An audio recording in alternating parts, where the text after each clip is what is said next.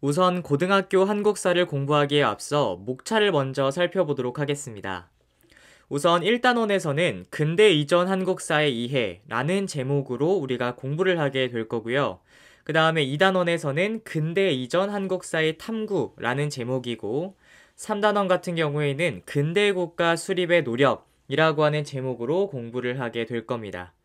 우리 우선 1단원 근대 이전 한국사의 이해에서는 어떤 내용을 다루고 있냐면 선사시대부터 조선시대까지의 정치사, 그러니까 왕의 업적들과 약간 그 시대의 주요한 역사에 대해서 공부를 하게 될 거고요.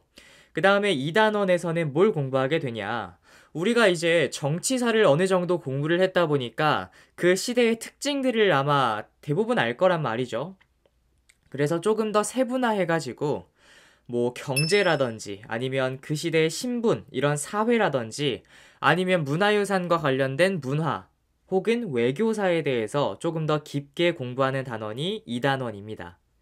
그리고 3단원 근대 국가 수립의 노력 단원에서는 뭘 공부하게 되냐면 이제 조선시대 이후에는 우리나라가 일제강점기도 맞이하게 될 거고 그리고 현대사, 지금의 우리가 살고 있는 현재까지의 역사를 공부하게 될 건데요. 그렇게 근대로 넘어오는 그 과정에는 어떤 시기가 있었냐면 개항기라고 하는 시기가 있습니다.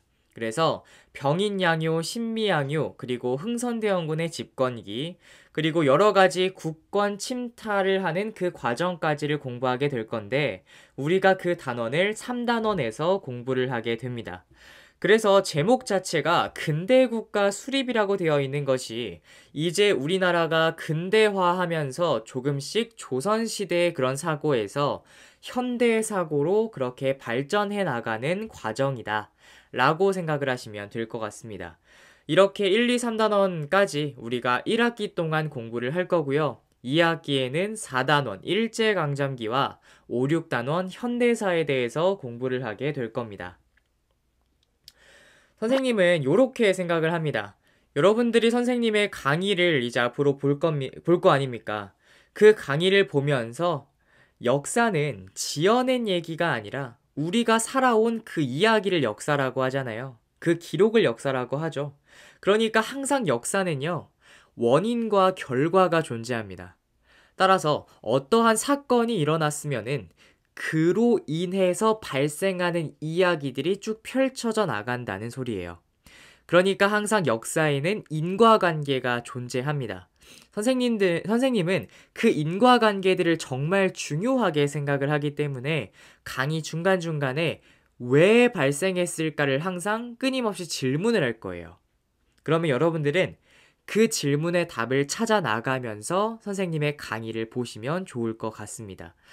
그러니까 선생님이랑 약속 하나 할게요. 선생님의 강의를 볼 때는 항상 떠올려야 되는 키워드가 뭐라고요? 왜 라고 하는 키워드예요.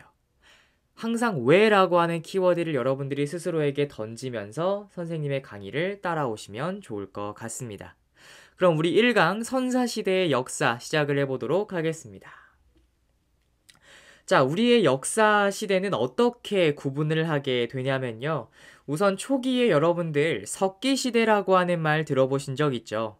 석기시대라고 하는 말은 어디에서 나온 거냐면은 우리가 사용하는 도구에서 온 거예요. 여러분들, 석기라고 하는 말은 그 석자가 어떤 석자일까요? 네, 맞습니다. 여러분들, 돌이에요, 돌. 그 돌을 사용을 해서 우리가 생활했던 시대를 석기시대라고 얘기하는데요. 석기시대 중간에 엄청나게 큰 변화가 일어나게 돼요. 그래서 그 전의 석기시대를 우리는 조금 더 오래됐다 해서 구석기시대라고 부르게 되고요. 그 이후의 시대를 우리는 신석기시대라고 부르게 됩니다. 그러니까 구석기 시대와 신석기 시대는요, 같은 석기 시대라고 하는 돌을 사용하는 시대라는 뜻이지만 생활 모습 자체가 정말 다릅니다. 그래서 이 두 개의 시대를 구분하는 문제가 당연히 출제가 될 것이고 여러분들은 이 다음 파트에서 구석기 시대와 신석기 시대를 구분해 볼 겁니다. 자, 그렇게 해서 구석기와 신석기 시대를 지나서 어떤 시대가 또 시작이 되냐면 바로 청동기 시대가 시작이 될 겁니다. 그러니까 이제는 돌을 사용하는 것뿐만 아니라 뭐도 사용할 수 있다는 거예요. 청동기를 사용할 수 있다란 소리입니다. 그러면 청동기가 도대체 무엇이냐? 바로 구리와 주석, 아연 이런 것 등을 섞어가지고 만든 금속이에요. 그래서 청동색을 띠고 있어가지고 이제 청동기라고 부르게 되는데 그 청동기라고 하는 도구의 특징도 이따가 공부하게 될 겁니다. 아무튼 청동기를 사용할 수 있는 시대다 해서 청동기 시대라고 얘기를 하는데요. 이때 우리나라의 최초의 국가인 고조선이 등장하게 됩니다. 여러분들이 알고 계시는 단군 할아버지가 세운 국가, 그게 바로 고조선이라고 하는 국가입니다. 그리고 나서 철기 시대가 시작이 되는데요. 우리가 지금까지는 돌을 이용하여서 농사를 지을 수가 있었어요. 그런데 이제는 철기가 보급이 됨에 따라 우리는 이제부터 철을 사용할 수 있게 된 겁니다.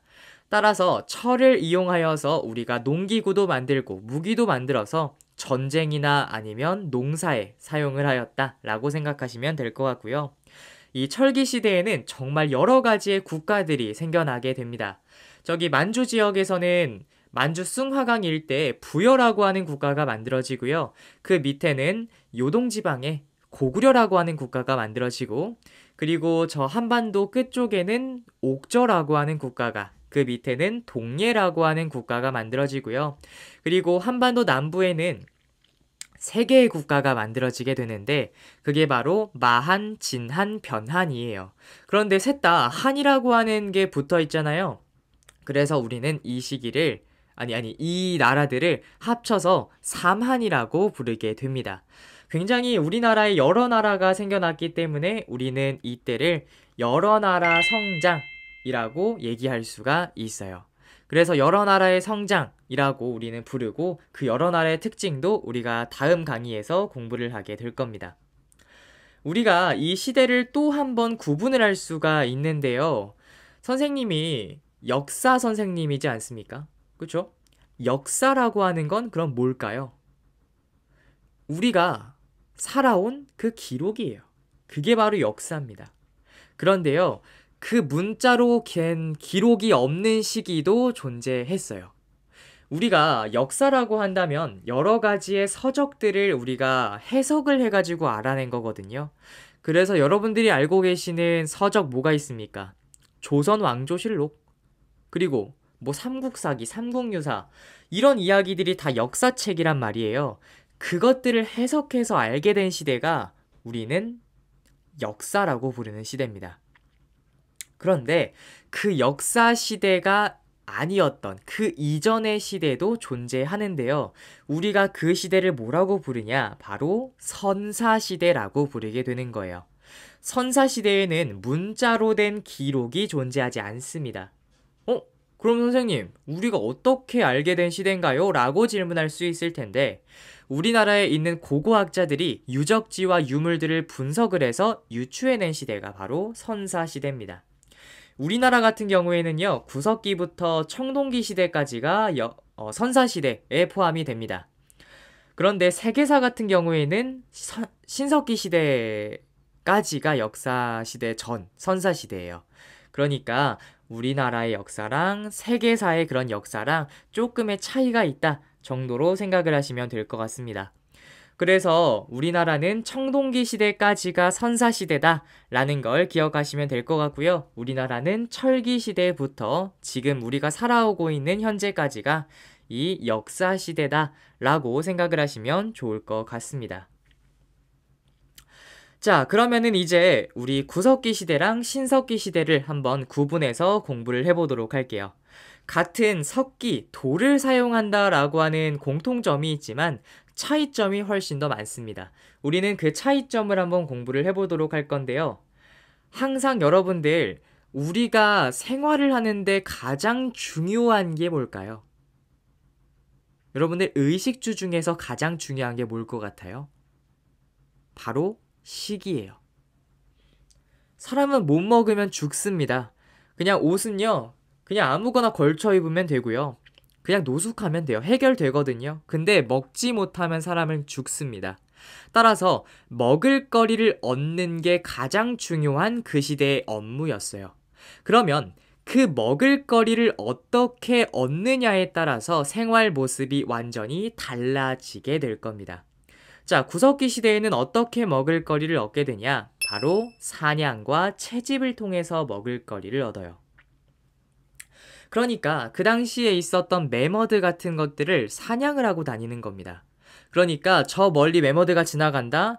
미친 듯이 달려가는 거예요. 그래서 죽이고 먹어요. 그게 바로 사냥이고요.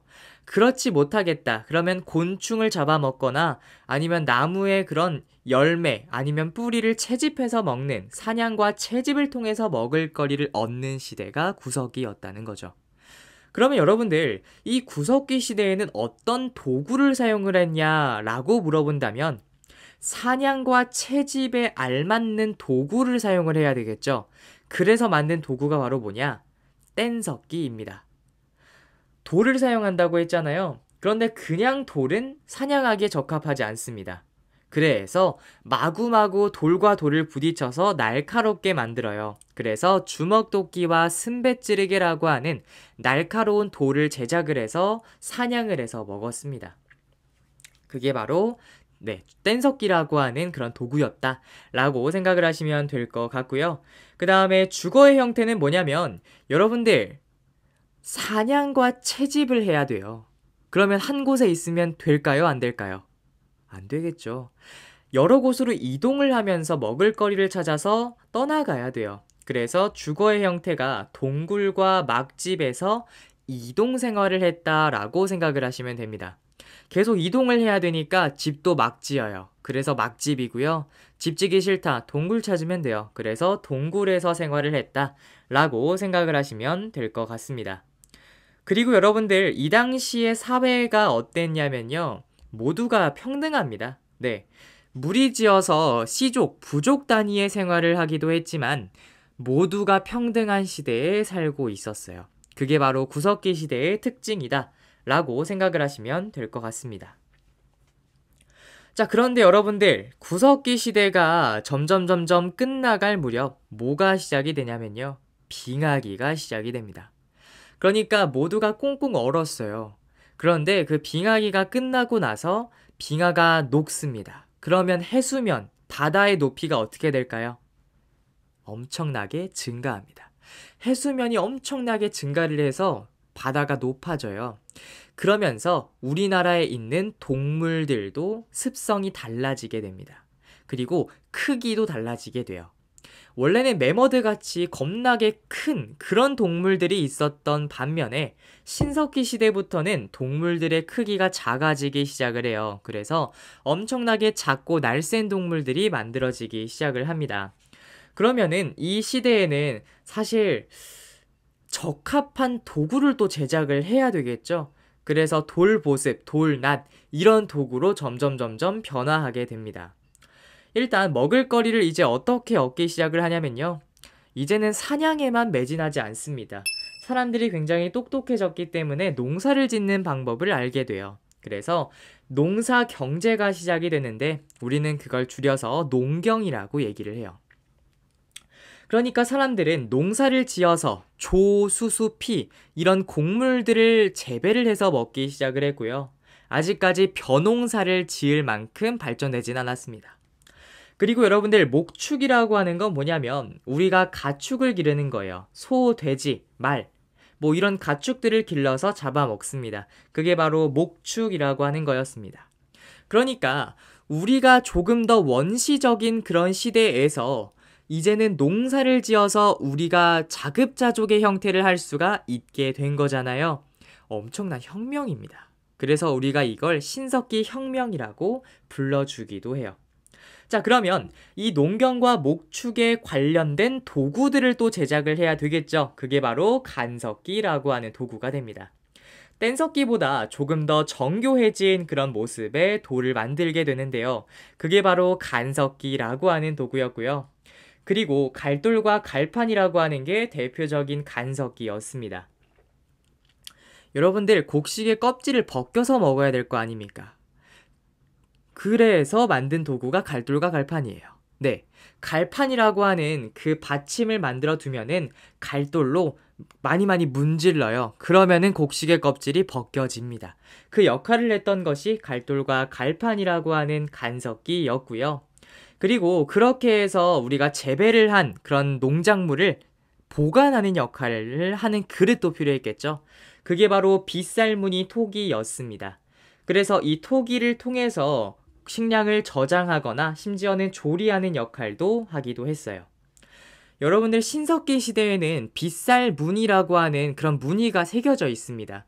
그래서 빗살무늬 토기라고 부르는데요. 점점 청동기 시대로 갈수록 민무늬 토기, 아무런 무늬가 존재하지 않은 그런 토기가 제작이 돼요. 그래서 학교 시험 문제 이렇게 나옵니다. 빗살무늬 토기가 있었던 시대를 물어봐요. 그러면 신석기 시대인데요. 민무늬 토기가 사용된 시대를 물어본다면 그거는 청동기 시대입니다. 이걸 잘 구분할 줄 아셔야 돼요. 여러분들 힘들게 씨 뿌려놨습니다. 그런데 다른 곳으로 이동하면 그것만큼 바보 같은 짓이 없을 거예요. 그래서 이제는 정착 생활을 합니다. 그렇기 때문에 여러분들 이제는 더 이상 막 지으면 안 돼요, 집을. 왜? 오래 살아야 되니까. 그래서 움집이라고 하는 움푹 파인 집을 만들게 되는데요. 왜 굳이 집을 움푹 파여놨냐? 그 이유가 있습니다. 그 이유가 뭐냐면 체온 조절이 쉬워요. 네, 땅을 파놓으면은 이 반지하 형태의 집은 체온 조절이 정말로 용이합니다. 그래서 체온 조절에 용이한 움집에서 정착 생활을 했다라고 생각하시면 되고요. 아직까지는 누구나 평등한 그런 사회였다. 아직까지는 누가 지배를 하고 지배를 받는 그런 계층이 등장하지 않았다라고 생각을 하시면 될 것 같습니다. 그리고 여러분들 신석기 시대부터는요, 사람들이 정착을 하고 조금 안정된 생활을 하다 보니까요, 신앙이 등장을 해요. 네, 구석기까지만 해도 신앙이 없었거든요. 그런데 사람들이 이제는 믿고 종교같이 믿는 그런 신앙이 등장을 하게 되는데요. 세 개가 있습니다. 첫 번째가 바로 애니미즘이라고 하는 그런 신앙이었는데요.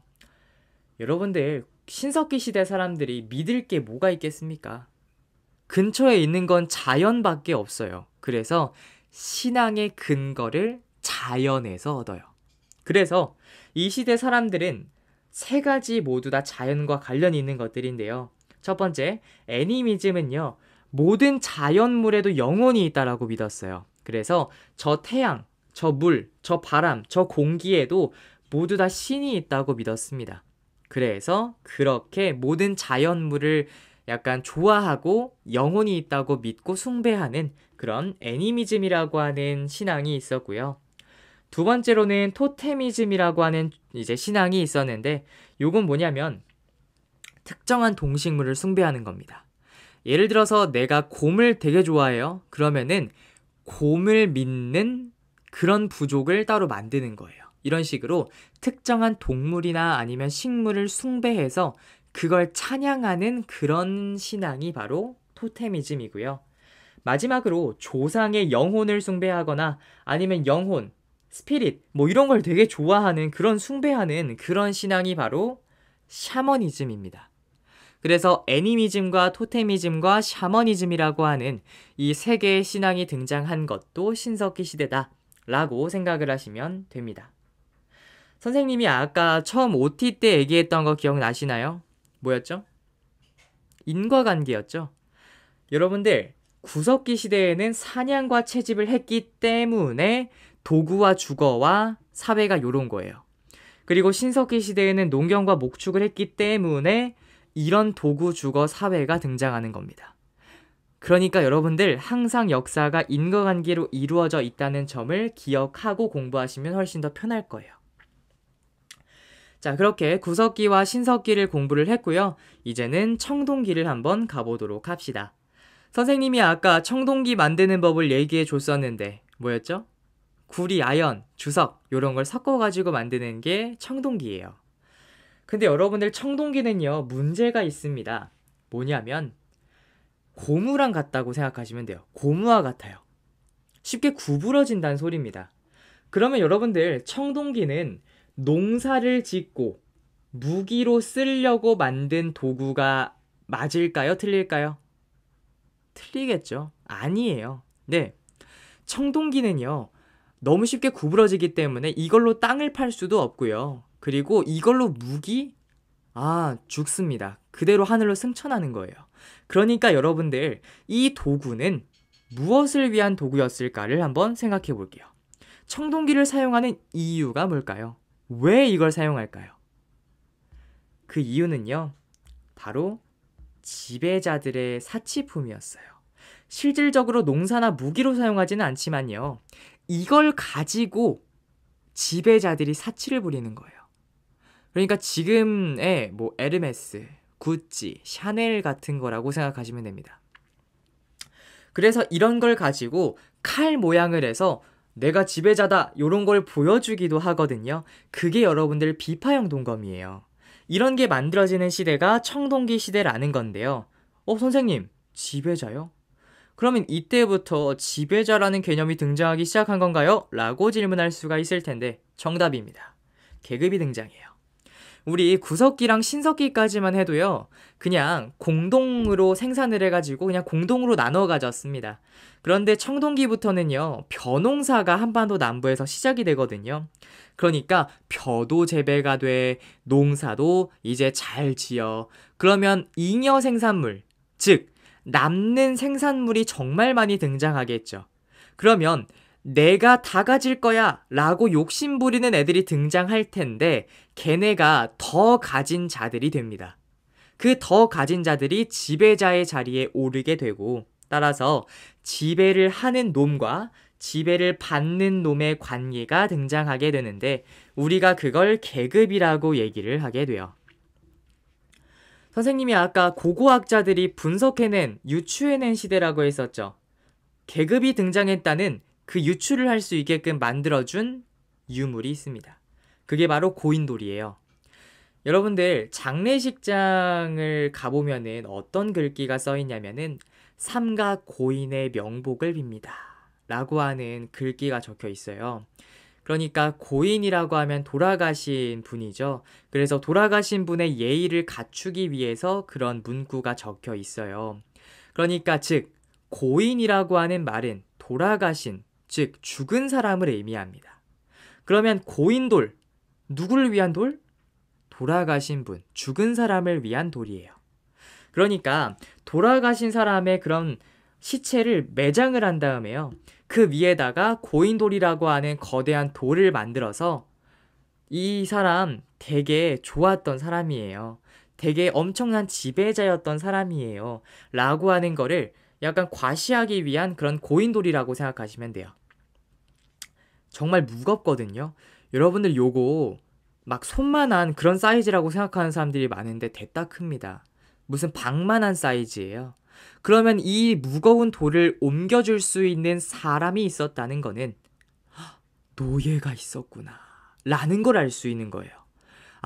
이 무거운 걸 들어줄 수 있는 노예가 존재했다라는 거는 노예를 거느릴 수 있는 그런 지배자였구나 라는 걸 알 수 있기 때문에 이 고인돌을 통해서 알 수 있는 사실을 물었다. 지배와 피지배의 관계가 있었다 라는 걸 알 수가 있어야 되고요. 선생님이 아까 얘기했던 거 비파형 동검은요, 청동입니다. 그런데 이거는 사치품이라고 했었죠. 지배자들의 사치품을 보여주는 검이라고 생각하시면 돼요. 저걸로 싸우면은 적한테 그대로 칼 맞아서 저 하늘로 승천한다고 했어요. 저걸로는 못 싸워요. 뭐 제사의식을 주관할 때 쓰거나 사치를 부릴 때 썼다 라고 생각하시면 되는데요. 선생님, 왜 비파형 동검이에요? 라고 질문할 수가 있을 텐데요. 중국의 악기 중에서요, 비파라고 하는 악기가 있어요. 비파. 그 비파랑 약간 모습이 닮았다고 해서 비파형 동검이라고 이름이 붙여지게 됩니다. 비파가 궁금하시다면 한번 검색을 해보세요. 그럼 더 기억에 잘 남을 겁니다. 자, 뿐만 아니라 선생님이 아까 잠깐 언급을 했었는데 한반도 남부 지역에서는 벼농사가 시작이 됩니다. 따라서 벼를 이제 사용을 하기 시작을 하는데요. 이 벼를 약간 이삭을 잘라주는 역할을 필요하겠죠. 그래서 이삭을 잘라주는 반달 돌칼이라고 하는 게 만들어져요. 반달 모양. 도라에몽 주머니 생각하시면 돼요. 그 반달 모양의 그런 칼입니다. 그런데 뭘로 만든 칼? 돌칼이라는 거예요. 선생님이 아까 얘기했습니다. 청동으로는 농기구를 제작할 수가 없어요. 즉, 청동기 시대까지 농기구는 뭐다? 돌이라는 소리예요. 그래서 우리가 다음 시간부터 철기 시대가 시작이 될 건데 그때 철이 사용이 되기까지는 아직까지 사용하는 도구는 주요한 게 돌이다 까지 기억하시면 되겠습니다. 우리는 다음 2강에서 더 자세하게 고조선과 여러 나라의 성장을 살펴보도록 할게요.